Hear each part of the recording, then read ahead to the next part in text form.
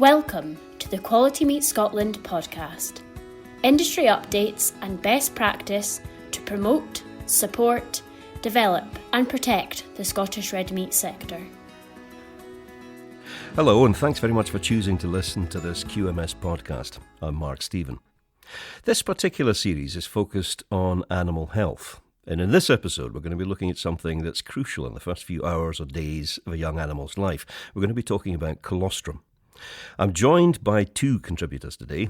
The short version of her CV has Fiona Lovatt as an independent sheep vet from the northeast of England, but she's also the clinical lead for Farm Vet Champions. She's a European recognised specialist in sheep health and production, a clinical associate professor at the University of Nottingham, and a past president of the Sheep Veterinary Society. And if that wasn't enough, she also runs the sheep veterinary consultancy business Flock Health Limited, which works collaboratively with veterinary surgeons, farmers, processors, retailers, and pharmaceutical companies in both UK and abroad. Fiona, thanks very much for joining us this morning. It's a pleasure, Mark. And Colin Mason is Veterinary Centre Manager for SRUC. Colin worked initially in farm animal practice in Cheshire before moving north of the border. His work involves carrying out farm animal disease investigations and disease surveillance. He's also been involved with the planned control of infectious disease on a range of farms through health planning and cattle health schemes. Most relevantly for this podcast, he has a particular interest in young stock health. And good morning to you too, Colin. Good morning, Mark. Nice to speak to you. Nice to speak to you too. Fiona, I want to ask you for a start, what is colostrum? Okay, so colostrum is the first milk that we get from ruminants. So a young ruminant animal doesn't get immunoglobulins through the placenta. So as soon as they're born, they need to get that first colostrum, both to give them immunoglobulins to fight disease, but also to give them energy. So a lamb only has energy for 5 hours intrinsically and needs colostrum quickly to have enough energy to survive. So basically it's like sort of boosting up a battery for a start, but it also long-term establishes their immune system? Yes, absolutely. So a lamb that's lacked colostrum never really does well and has all sorts of problems fighting disease right through. How do you know, Colin, if the calf or a lamb has received enough colostrum? There's various ways. I suppose the first and most immediate look that a farmer can do is observation. And I actually think it's really important, if possible, to sort of start that observation during the birth process, in that if, for example, you have a cow that has a difficult calving, or indeed a cow that has an unassisted calving, but a slow calving, and that calf comes out slightly weak, possibly slightly sort of yellow coloured, and is slow to stand and slow to suck your fingers, then that's a calf, first of all, that you want to look out for and perhaps prioritize. So that's probably the first thing. Observation about how that calf gets up and suckles, and whether it gets in there and manages to suck its mother. And then obviously observation, if you're looking at a lamb or a calf within the first few hours of life, to look to see if its belly, if its abdomen is full, and you can see evidence that there's milk in there. So those would be all the observations that farmers would be doing. But then there are also some specific measures that you could make in terms of testing calves or lambs to see whether they've actually absorbed enough of the antibodies that Fiona was talking about. Colostrum came up just in passing on a podcast we did, I think it was 2 or 3 ago, and it was suggested then, although farmers give colostrum, they very often don't give enough. Has that been your experience, Fiona? Yes, when we've done studies, we can calculate how much they need, how much in terms of immunoglobulins and energy, and really it's 200 mils per kilo of lamb within 24 hours. So that's coming up to a litre at the end of 24 hours, which seems like a huge amount to people. And how about calves, Colin? What's the ratio there? Really what we're looking at is 10% of body weight of the calf, ideally in the first 6 hours of life. And therefore, obviously, it depends a little bit on calf birth weight, but for an average, let's say 40 kilo calf, and I accept that some will be bigger than that and some will be smaller than that, we're looking at around about 4 litres is what they need. And obviously the clock is ticking after that calf is born, in that the quality of the colostrum that the cow produces will be dropping, and also the ability of the calf to absorb that antibody from the colostrum will also be dropping. So time is also crucial. If I were to ask the question, Fiona, what is the best source of colostrum, is the answer necessarily always the mother? I would say the vast majority of the time it is the mother. So assuming that she's good body condition score and she's been fed well up to lambing, her colostrum is many, many times better than any substitute. We did a study last year in Wales where we looked at 1,300 different ewe colostrums, and we were blown away by the quality generally of ewe colostrum. So that's always your first point of call. If you can't get, Colin, the genuine article from the mother, what are the options? There are options in that there are really two classes of products. One are colostrum substitutes and one are colostrum replacers. And the idea with the substitutes is that they're to sort of top up cow's colostrum and possibly poorer quality cow's colostrum, whereas colostrum replacers are there to basically completely take the place of any colostrum that might be available from the mother if it's actually not available at the time. So in general, the colostrum replacers are better quality products, and those will be the ones to look for. And really, I would suggest if you're buying any of these products is ask the questions of your animal health merchant or farm supplier is well, what is this? How many grams per litre of antibodies has it got? Is it a replacer? Is it a substitute? And just have a good conversation with whoever you're buying that from to make sure you're getting the right stuff. How is cow colostrum actually sourced? Because I would have thought it was necessary for the calf, Fiona, unless, of course, the calf has died. There's often some extra, so I'd always ensure that the animal's own offspring gets a good feed first, but then you can often harvest some after that. So once you've made sure the lamb or calf's got a good belly full, I would take off. But you do need to still get it early on. Don't wait a day or two, because by that stage, as Colin said, it's decreased in quality. Can you swap? If you have cow colostrum, can you give it to a lamb? Or if you've ewe colostrum, can you give it to a calf? Ewe colostrum is much higher in protein and fat, but actually much lower in immunoglobulins than cattle colostrum. So we can substitute. There are a small number of cows who have an anti-sheep antibody in their colostrum. So if you happen to be really unlucky and pick the one cow that has that factor, then you end up getting hemolytic anemia in your lambs. So we generally tend to advise people pool cow samples. And if you're outside lambing and you really, really need the energy in the colostrum, then you need to give extra of the cow because it hasn't got as high energy as the sheep.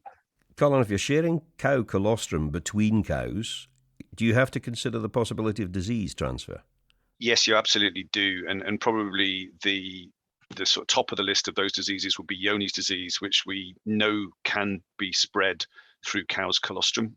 So if you're either sharing colostrum between cows or even getting colostrum potentially from other herds, it's really important not only to know the Johne status of the herd, but also to know the Johne status of an individual cow, because what we absolutely don't want to do is take and use colostrum from a Johne's positive cow, because that is highly likely to transfer the infection onto the calf that you give it to. So there are other infectious diseases that can be spread through colostrum as well, things like potentially salmonella or mycoplasma, but Johne's would be the key highlight of those. Is there also a risk from Johne's in sheep, Fiona? Yes, there definitely is. Johne's in sheep is much less well recognised, although we are concerned that there are high numbers of flocks that do have Johne's, so it is definitely worth considering. What's the best way to actually store this stuff and potentially defrost it, I suppose, Colin? Our best advice with cow colostrum, and we've got to also bear in mind, are we basing this around dairy cows or suckler cows? Because obviously getting colostrum out of suckler cows and handleability of suckler cows can be a challenge in a lot of situations. But if we focus more generally, then the best way of storing it would be to freeze it, and to freeze it as quickly as possible after it's been collected, so that you're not allowing the product to sit for any period of time, to get dirty, or for bacteria to multiply. And if we're going to freeze it, probably the best is to freeze it in fairly large Ziploc bags, or you can buy proprietary bags as well that can take up to 4 litres, and they can sit fairly flat, which allows them to defrost fairly quickly if they're going to be used. Because obviously, time will be of the essence if you wanted to defrost some colostrum, and there is potential challenges if you overheat it as you defrost it, that you actually denature and damage some of the protein and damage some of the antibodies that you're actually wanting a calf or a lamb to absorb. So those are some practical tips. The other thing that I would say as well is that if we're collecting colostrum from cows, there's various things that we need to think about. But one general point is on hygiene, in that really we need to be ensuring that that colostrum is as clean as, let's say, cow's milk that you'd be drinking. Because what we also know is that if we've got colostrum with a really high bacterial load, then the antibodies will be poorly absorbed from that colostrum by the calf or by the lamb. So hygiene is really, really important if we're going to collect and store colostrum. Coming back to a point you made earlier, Fiona, about the fact that, if a lamb doesn't get enough colostrum, it's never going to be a good doer thereafter. If you know a lamb hasn't got enough colostrum for a start, for whatever reason, is it worthwhile continuing with it? Yes, I think it is. Obviously, every case is different.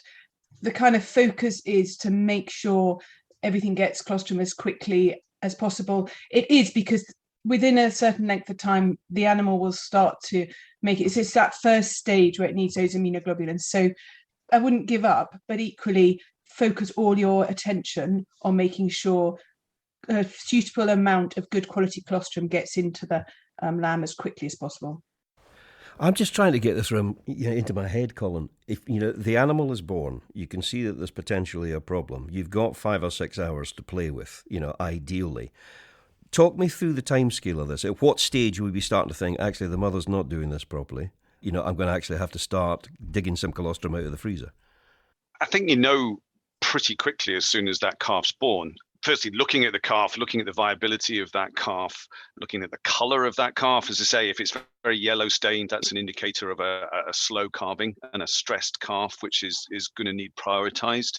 The suck reflex is a really, really, really good measure, and a really, really simple one, in that, just sticking your fingers in the calf's mouth. If it sucks your fingers really vigorously, then there's a good chance that it's going to A, suck its mother, and B, also absorb the colostrum antibodies that it drinks really effectively. If it's got a weak or a non-existent suck reflex, and it just sort of, doesn't really bother with your fingers when you put it in its mouth, then that's a real sign that something needs to be done. So there's some indicators that are there really straight away. And even if you don't actually see and observe the calving itself, which will be not uncommon, then there will be some indicators that you can get from the calf straight away. So you can make some pretty quick decisions. Of course, you can try to see if you can get that calf onto its feet and see if it will get to its mum and suck its mother for getting colostrum. So that's certainly something you can try, but it will be very quickly become obvious if that's not possible. Just listening to this, Fiona, there have been huge leaps ahead scientifically in all sorts of areas in agriculture. But it seems to me that the subtext of what you are both saying here is that, if you could put it in human terms, breast is best. It's difficult to actually improve on nature. Absolutely. And there have been a couple of bits of work looking at the quality of powdered colostrum. There was a paper in the Vet Record just last year, and the variability on powders that are available is absolutely enormous in amount of immunoglobulins. And even the very best powders still have maybe half what you'd get from the dams themselves. So yeah, breast is definitely best in this circumstance. I personally don't like the powders. I would always go to try and harvest off other ewes within the shed, or go to cattle colostrum, because I think it's, especially the price of everything today, it's better value for money. But I would test that colostrum, and I would make sure that you've just got people on it and you've kind of got a good system. So lambing is such a stressful time of year. You really don't need an extra hassle. So you do want to be set up well in advance. You want, in contrast to how Colin was describing storing colostrum for cattle, actually smaller amounts for defrosting for lambs. And you can buy on the internet the little breast, women who store their breast milk, you can get small little sachets. They're very cheap. So any farmers who are brave enough to go and order those, I would advise it. And then you could just drop those in a mug of hot water to defrost for a lamb. So and actually you can keep it in a busy lambing time. You can keep it in the fridge for up to a week. So if you know that you're going to need it within a week, which often you will do in the middle of lambing, then you can store it in the fridge. Just make sure you have it well labelled, so that you have got some stock rotation, and you haven't, you know when it was stored, and that it's stored clearly with a nice lid on it and that sort of thing. There's also, we've done a lot of testing with the bricks. So you can buy a bricks refractometer for £20 or £30 easily. There's also pumps for getting colostrum off ewes. Now they're more expensive. They're about £120, £130, but shepherds I know who've bought them absolutely swear by them, that would not go back to trying to strip by hand, and just say it's phenomenal how much colostrum you can pull off a ewe. They just have never believed that they could actually get so much off with one of these machines. So that's worth looking into as well. And so what was that first device you mentioned before the pump? Oh, the bricks refractometer. So they sell them for home brewing. So it's a bricks 0 to 32%. And you literally lift the little glass plate, put a drop of water on to calibrate it. You expect it to be at 0. And then you put a drop of colostrum on, and you expect it to be 22% for cattle or 26.5% for sheep is good. And that's often right off the top of the scale. In that sense, it wasn't made for measuring sheep colostrum, but we've used them really effectively and found a lot of farmers like to use them as well. And how do you spell bricks? BRIX. This has been a fascinating topic. Colin Mason and Fiona Lovatt, thank you both very much for your time. Thank you. Right, next week we're going to be talking about a topic that's often sidelined in animal husbandry, namely human health and how it associates. I hope you can join us for that, and that you found this QMS podcast useful. If you just found us, there is a considerable back catalogue of topics and speakers, a couple of years worth as a matter of fact, and it might be worth your while having a ferret around just to see if there's anything there of interest to you. Until the next time, I'm Mark Stephen. Thanks for listening.